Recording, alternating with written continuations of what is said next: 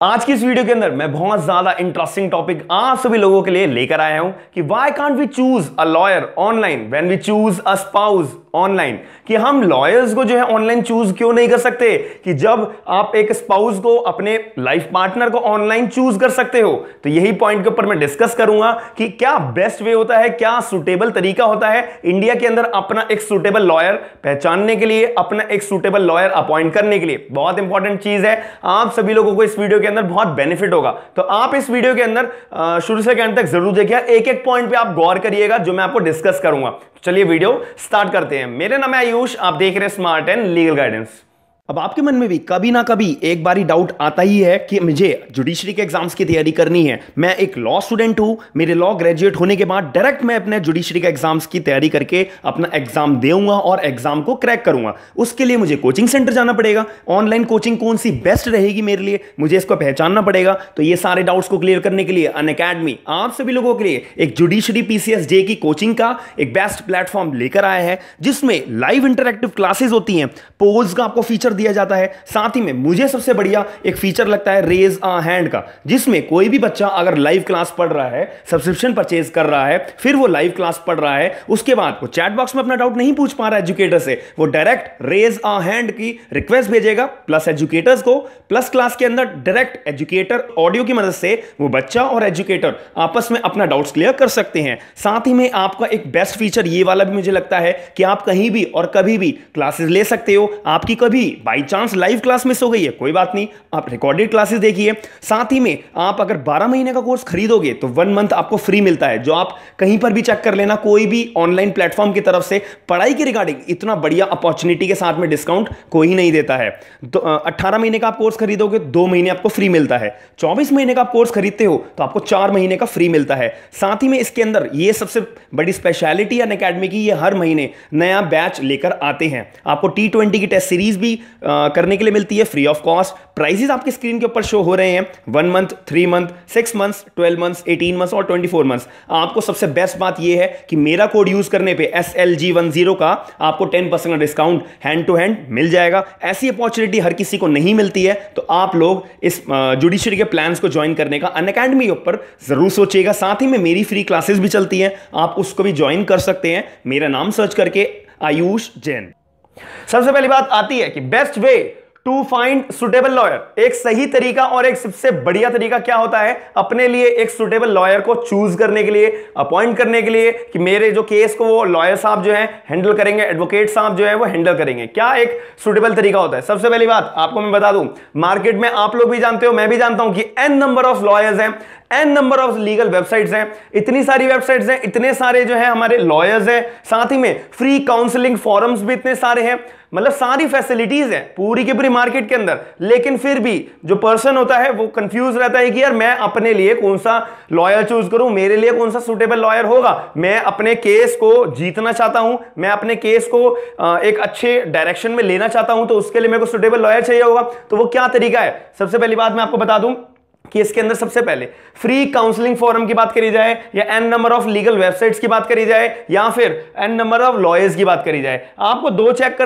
दो चीजें ध्यान में रखनी है कि भाई इन सब से आपको पता है कि आपको एक बेस्ट और एक फर्स्ट रेटेड सर्विसेज फ्री में मिल सकती हैं। कि आप कोई भी फ्री काउंसलिंग फोरम में जाओगे तो बात करने के लिए, अपना केस डिस्कस करने के लिए कोई मना थोड़ी ना कर देंगे। क्यों भाई? फ्री काउंसलिंग फोरम खोला ही इसलिए है, काउंसलिंग करने के लिए। जो बंदों के डिस्प्यूट्स है, जो बंदे परेशान है, उनको एक गाइडेंस, एक सही राह दिखाने के लिए लीगली तौर पे, तो वहां पर आपको बेस्ट और first rated free online services या ऑफलाइन सर्विसेज आपको मिल सकती है, काउंसलिंग आपको मिल सकती है। तो यहां पे आपको एक बेस्ट तरीका है कि भाई आपको जो एडवोकेट साहब अच्छे लगते हैं कि यार इन्होंने मेरा केस या इन्होंने मुझे काउंसलिंग बहुत अच्छी करी है, तो अब वहां से भी अपने n नंबर ऑफ लॉयर्स जहां से आप डिस्कशन कर रहे हो, या फिर कोई भी लीगल वेबसाइट से आप अपने एडवोकेट को डिस्कशन कर रहे हो, कोई भी एडवोकेट साहब से आप डिस्कशन कर रहे हो, दूसरी बात, या फिर कोई भी काउंसलिंग फोरम से आप डिस्कशन कर रहे हो, तो वहां से भी आप अपना एक एडवोकेट चूज कर सकते हो। क्योंकि आपके पास एक ऑप्शन होगा कि आपके ऊपर बाउंडेशन नहीं होगी कि यार मैं तो सिर्फ एक ही पर्सन के पास जा रहा हूं, एक ही एडवोकेट के ऑफिस जा रहा हूं और वहीं पर मेरे को बातचीत करनी है, वहीं पर अपना केस समझाना है, वहीं पर उनसे ही केस समझना है और आगे प्रोसीड भी उन्हीं से ही कराना है। तो मैं एक जगह स्टक हो जाऊंगा। यहां पर क्या है? फ्री काउंसलिंग फोरम या फिर और भी जो एडवोकेट्स हैं और भी जो लीगल वेबसाइट्स हैं जो आपको जो है फ्री फैसिलिटीज प्रोवाइड करा रही है, तो वहां पर आपके पास चॉइस होगी कि ये एडवोकेट साहब ने मेरे को आधी बात बताई, ये एडवोकेट साहब ने मुझे पूरी बात बताई, ये एडवोकेट साहब ने मेरा इंटरेस्ट ज्यादा नहीं लिया, इन्होंने मेरे को फ्रीली तौर पे जो है काउंसलिंग देने इतनी कॉम्पिटेंट तरीके से नहीं दी, तो आप चूजी बन जाओगे। तो आपको पता होगा कि मेरे हिसाब से मेरे केस को हैंडल करने के लिए कौन से एडवोकेट साहब बेस्ट रहेंगे, तो ऐसा आपको चूज करना पड़ेगा और करना चाहिए। क्यों? आपको एक ही बंदे के पास जाके, एक ही एडवोकेट साहब के पास जाके स्टक हो जाओगे तो फिर वहां पर डिस्प्यूट राइज होते हैं इन फ्यूचर कि आपका केस अच्छे से हैंडल नहीं हो पा रहा है, आपका केस प्रोसीड नहीं हो पा रहा है, बस डेट्स पे डेट्स आपको दी जा रही हैं, या फिर एक्सेट्रा XYZ, बहुत सारे रीजंस हो सकते हैं।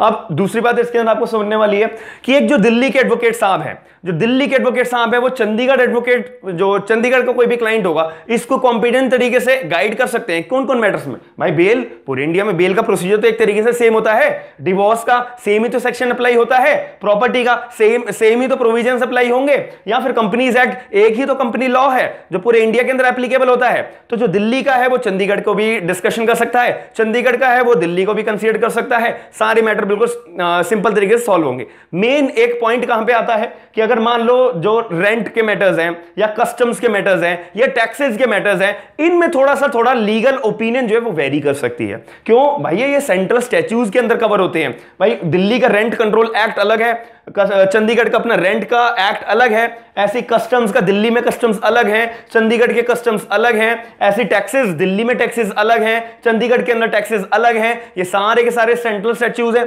तो इस वजह से यहां पर लीगल ओपिनियन एक एडवोकेट की दूसरे एडवोकेट से वेरी कर सकती है, कोई गलत नहीं है, वेरी कर सकती है। तो इसका मतलब ये नहीं है कि भाई जो एडवोकेट साहब कुछ अलग ओपिनियन दे रहे हैं वो गलत है, या कुछ और जो कोई दूसरे एडवोकेट साहब है उनकी ओपिनियन गलत है यानी कि वो गलत है या उनको काम नहीं आता, ऐसा कुछ भी नहीं है। हर किसी की matters to matters, cases to cases opinion differ कर सकती है। इसका मतलब आपको जहां पर सुटेबल हो इस पॉइंट की तरफ से, वहां पर आप जाके अपना केस को सॉल्व करवा सकते हो, अपने केस दे सकते हो, अपने केस के लिए एडवोकेट्स आपको अपॉइंट कर सकते हो। अब इसके अंदर एक बात होती है कि आपको जो है ना ऑनलाइन सर्च करने के साथ साथ सिर्फ ये नहीं है कि सिर्फ क्लाइंट से आपने डिस्कशन कर लिया, नहीं, आपको उनसे कन्वर्सेशन करना भी जरूरी है, बातचीत करना भी जरूरी है। और किसी एक एडवोकेट से नहीं, 3 से 4, 5 से 6 जितने एडवोकेट्स आप ऑनलाइन सर्च कर पाओ उतने आप ऑनलाइन तरीके से उनसे बात करिए। अगर आप फिजिकली मिलना चाहते हैं उनके ऑफिस में, उनके चैम्बर में, तो आप वहां पे भी जाके अपने केस को लेंथीएस्ट वे में उनसे बात करिए,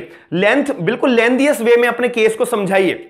फिर आप जज करिए या अपना पहचानिए कि ये जो एडवोकेट साहब हैं इन्होंने मेरे केस को बहुत अच्छे से सुना है, समझा है, पहचाना है, इन्होंने मुझे गाइड बहुत अच्छे से करा है। दूसरी बात, ये जो दूसरे एडवोकेट से आपने बातचीत करी है, आपको इतना अच्छा नहीं फील हुआ उन एडवोकेट से बात करके, तो इन दो मैटर्स के अंदर आपको एक चीज तो समझ में आ जाएगी कि मैंने तो लॉयर्स को, एडवोकेट्स को ऑनलाइन सर्च भी करा है। दूसरी बात, जो एडवोकेट साहब मेरे से डिस्कस करा और मेरे बात को पूरी सुनी, लेंथीएस्ट वे में सुना, तो ये 3-4 एडवोकेट्स आप करोगे ना तो आप कॉम्पिटेंट डिसीजन लेने लायक रहोगे, कॉम्पिटेंट डिसीजन लेने लायक रहोगे। याद रखना, क्यों? अगर एक ही एडवोकेट को आपने स्टक कर लिया, यार ये तो मेरे घर के पास ही रहते हैं, यही मेरा केस देख लेंगे, अगर वो नहीं देख पाए फिर क्या करोगे आप? आपके पास कोई दूसरा ऑप्शन तो है ही नहीं। और आपको क्या पता कि वो एडवोकेट साहब जो है कॉम्पिटेंट इतने हैं या नहीं है? आपने बातचीत करी, अपने केस को एक्चुअल में लेंथीएस्ट वे में समझाया, उनसे आपने काउंसलिंग ली, उनसे कोई गाइडेंस ली या नहीं ली, अगर ये सब स्टेप्स आप फॉलो करते हुए चलोगे तो आपका जो केस है वो जल्दी खत्म होगा, आपको जल्दी रिलीफ मिलेगा, और जो आपका टाइम होगा वो बहुत ज्यादा कंज्यूमिंग होगा। याद रखना मेरी बात। अब इसके अंदर जो एडवोकेट साहब हैं, जैसे कि अब स्टैंडर्ड ओपिनियन आप ले पाओगे। अब इसके अंदर दूसरी बात आ जाती है कि जिन एडवोकेट साहब के पास ना बहुत सारा काम होता है, एम्पल ऑफ वर्क होता है, वो ज्यादातर देखना आप ऑनलाइन उन एडवोकेट साहब को नहीं मिल पाओगे, नहीं काउंसलिंग ले पाओगे, नहीं सर्विसेज ले पाओगे। क्यों? उनके पास ऑलरेडी इतना सारा काम है, तो वो आपका काम अपनी ऑनलाइन सर्विसेज, अपने ऑनलाइन क्लाइंट्स या अपने ऑनलाइन सर्विसेज देना क्यों चाहेंगे भाई? दूसरी बात ये, अगर आप उन एडवोकेट को चूज भी करते हो तो मान लेते हैं कि वो एडवोकेट तो खैर अपने आप में बहुत ज्यादा प्रायोरिटी बेसिस हैं, बहुत ही ज्यादा टॉप क्लास हैं, जब तो उनके पास इतना सारा काम है। अब दूसरी बात ये है कि जिन एडवोकेट साहब के पास जितना ज्यादा काम होगा उतना ही वो सेकेंडरी प्रायोरिटी में आपका काम देंगे। क्यों? उनके पास ऑलरेडी इतना पेंडिंग काम है, वो आपका नया केस क्यों लेंगे? और सेकेंडरी प्रायोरिटी रखेंगे, अपने जूनियर्स को दे देंगे, XYZ कुछ भी हो जाएगा। तो इससे बेहतर यही है ना कि आप एक यंग या न्यू जनरेशन एडवोकेट्स हैं, उनके पास जाके उनको अप्रोच करिए, जिनको काम को भी नहीं, जिन एडवोकेट्स को काम की भी नीड है और वो अपने आप को प्रूव भी करना चाहते हैं सोसाइटी के अंदर कि हम न्यू जनरेशन एडवोकेट्स हैं या new generation young generation lawyers हैं और हमारे को काम बहुत अच्छे से आता है और अपने आप को प्रूव करेंगे। और जो काम आपका 6 महीने में होना चाहिए वो 2 महीने में, 1 महीने में गारंटी के साथ में आपका काम पूरा हो जाएगा। ऐसा मेरा बिल्कुल ओपिनियन है, आप एक बार फॉलो करके जरूर देखिएगा, ठीक है ना। यंग जनरेशन न्यू लॉयर्स, जितने भी न्यू लॉयर्स है, क्यों उनके पास अपॉर्चुनिटीज की कमी हो जाती है, क्यों इसी वजह से जो वो चाहते हैं कि हमारे पास केसेस आए तो जल्दी से जल्दी और बहुत ही ज्यादा इफेक्टिव तरीके से वो आपका काम जरूर करेंगे। दूसरी और आखिरी बात कि अगर आप जो लॉयर्स है वो ऑनलाइन सर्च क्यों नहीं कर सकते, अगर आप अपने लिए लाइफ पार्टनर तक ऑनलाइन सर्च करते हो, ऑनलाइन सर्च करके उन्हें उनके साथ शादी करते हो, स्पाउस अपने लिए ढूंढते हो, तो आप एक लॉयर्स को जो है ऑनलाइन सर्च क्यों नहीं कर सकते? ये सोचने वाली बात है, तो आप इस पे गौर जरूर करिएगा। तो आशा करता हूं कि आपको ऐसा जो मेरा वीडियो का टॉपिक है वो आपको समझ में आया होगा और अच्छा लगा होगा। अगर आप मेरी वीडियोस ऐसे देखना चाहते हैं और डेली जॉब्स की अपडेट्स, इंटर्नशिप की अपडेट्स, सुप्रीम कोर्ट या हाई कोर्ट की अपडेट्स देखना चाहते हैं तो आप मेरे चैनल को सब्सक्राइब जरूर करिएगा, वीडियो को लाइक जरूर करिएगा और आपका कोई भी डाउट हो मुझे कमेंट सेक्शन के अंदर अपना डाउट जरूर पूछिएगा और मैं क्लियर जरूर करूंगा। थैंक यू, धन्यवाद।